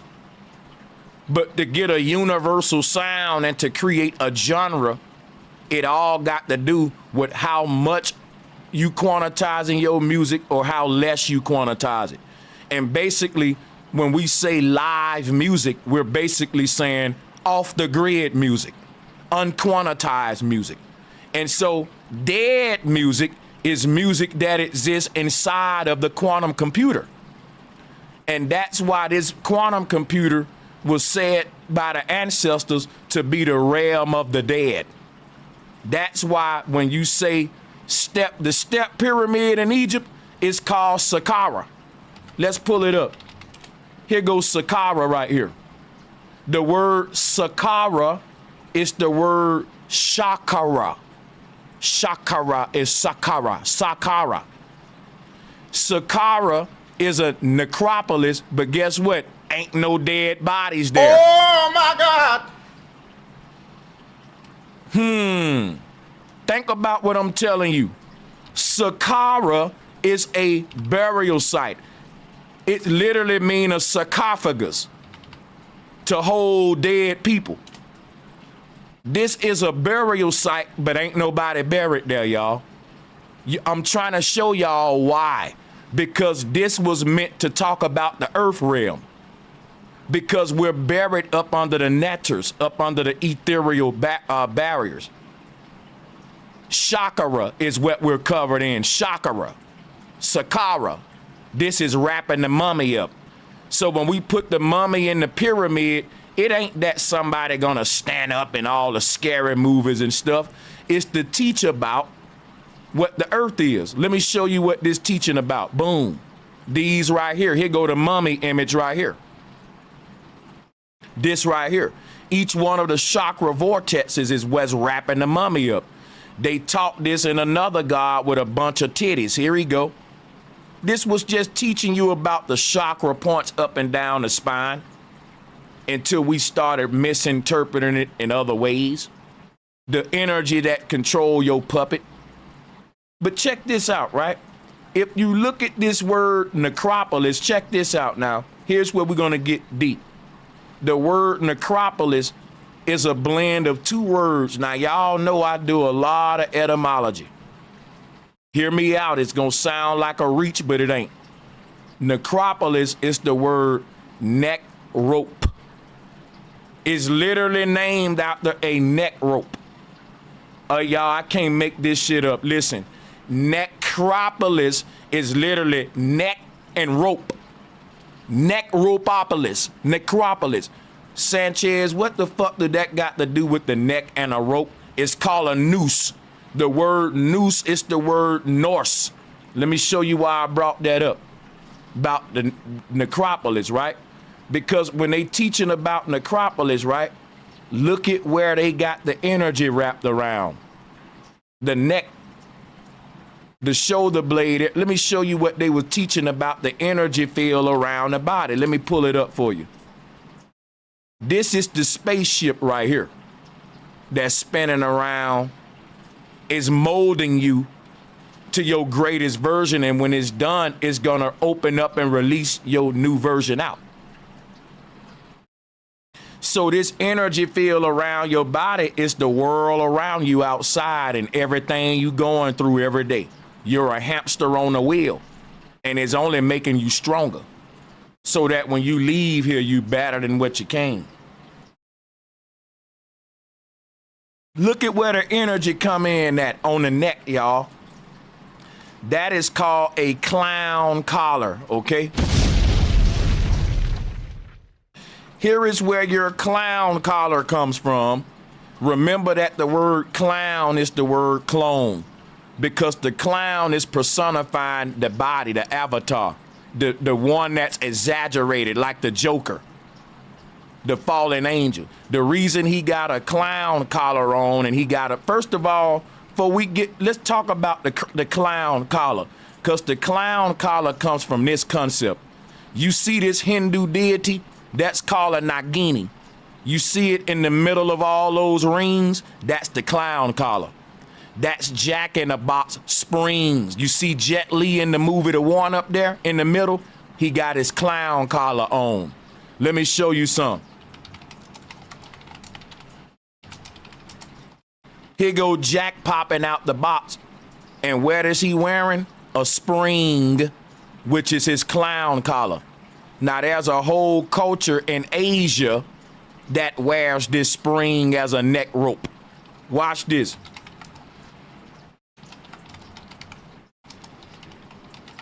There are women in Asia that do this too. This is all part of a spiritual system that used to be on Earth. And that spiritual system was showing how our energy exit the Earth via the spinal cord and all that. You know what I'm saying? So check this sister out, and you can see that that's the Jack in the Box concept. But when I'm talking about necropolis, it ain't a reach. It's talking about the noose that's wrapped around your neck, causing your spirit not to breathe. Because as long as your body breathing, your spirit, your higher self ain't breathing. So what's causing your soul to be, your soul gave its breath to the body.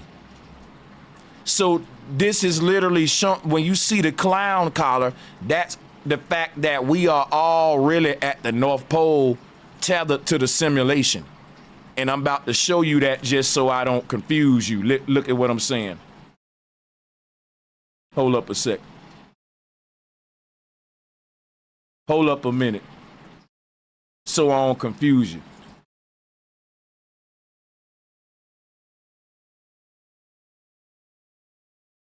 Here is what's going on.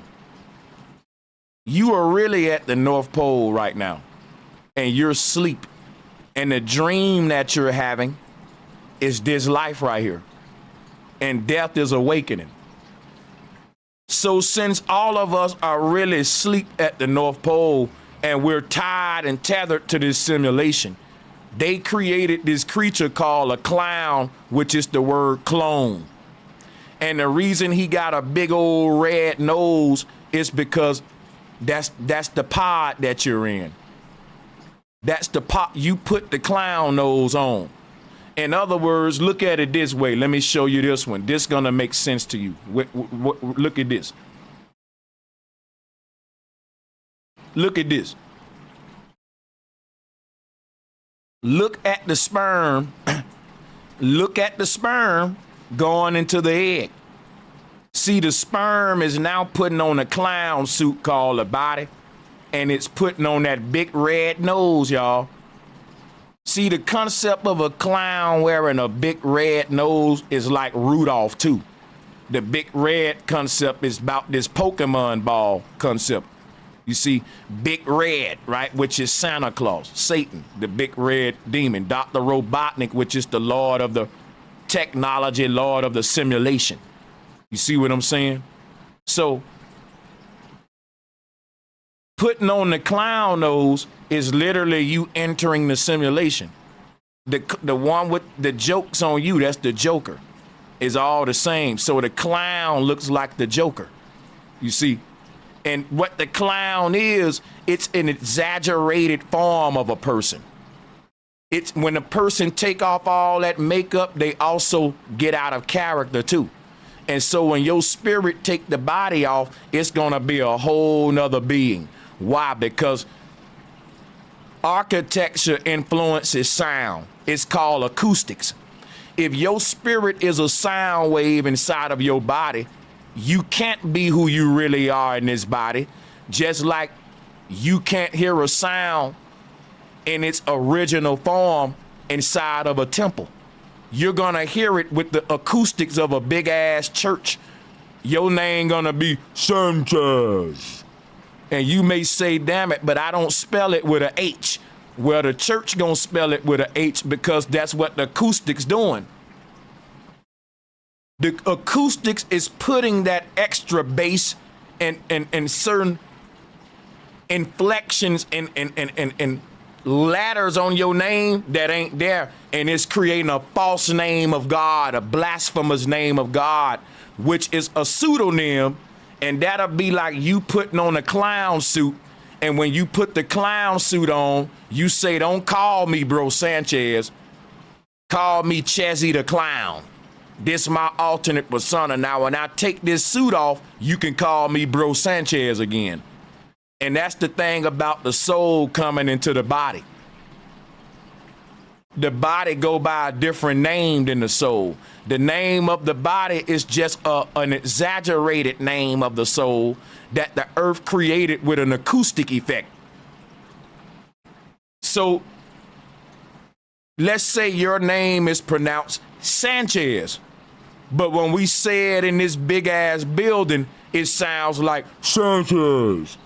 And you say, hey, you mispronouncing my name. And I say, no, I'm saying it right. The building just distorting the audio. It's giving us a false representation of what the soul is saying. And that false representative is the body, the Joker, the clown, the caricature, the one that's extra loud, extra fucking, I want to be seen. Look at me. I can do tricks, turning jokes, and all that. That's what the clown, and that is what the soul does when it become a human. It's literally an exaggerated form of what it originally is as this advanced being. It's literally a clown of itself when it's in the flesh versus when you're outside of your body. Because putting the body on is putting the clown suit on. And when you put that on, your energy gonna be exaggerated. It's gonna be, it can never exist in its pure form as long as it's inside of this body. Just like you will never hear your name the right way inside of a big ass cathedral. It's gonna add certain tones and mispronunciations that just is not there in your name. That's what the space is doing to the sound. And that's what the earth is doing to our energy right now, making this version of us, this lower version.